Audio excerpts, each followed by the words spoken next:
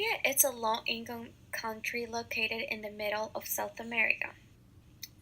Bolivia has the largest proportion of indigenous people, so this makes up for two-thirds of the population.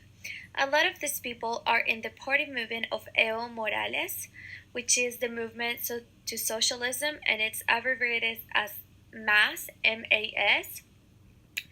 And they argue that the term limits violate office holders' human rights. Evo Morales is the president's country. Evo Morales is the first indigenous president in Bolivia, and he has been the president since 2006. And of course, he decided to be reelected, even though he lost the election the first time. He decided that he would be reelected. Doesn't matter if the people voted no. So he's been the president for more than it's legal. Bolivia has approximately 62% of indigenous people, so the main race is indigenous, and in many cities, especially in the Plateau, the main languages are Aymara, and Quechua, and they are actually the largest group of language, Aymara and Quechua. And Bolivians are very family oriented, as we can see. The main religion is Catholicism, and generations have lived together under one roof since most of the time they don't have much resources, especially for low income people. They live on one room. They sleep all in one room and in one house. As we can see, these are more of the low income people. These are weddings and celebration of Catholicism, more of the low income people. And marriage is another essential step for the Bolivian people, and it is important, a really important part of society, especially in the rural communities, as we can see in the pictures.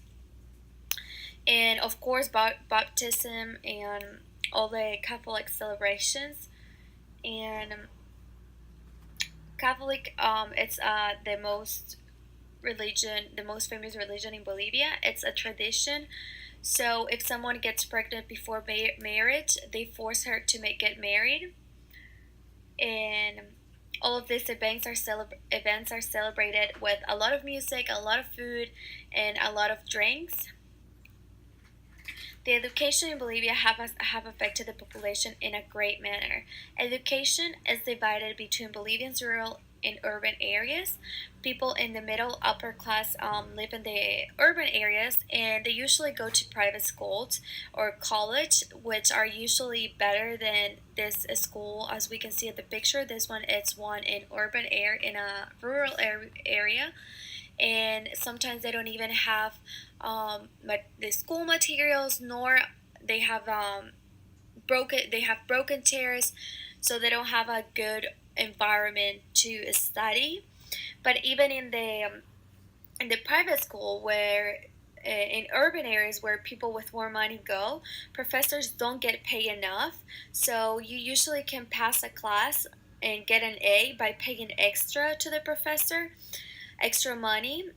So it's not as bad as public school, but it's also not as good as the private schools in other countries.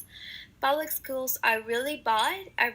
There is not enough schools, and if there is public schools in rural areas, it is very dangerous to go there. So it would be safer for kids even to stay at home instead of going to the schools, because of the how you get to the school. There is a lot of people of poverty, so there is a lot of crimes in those areas.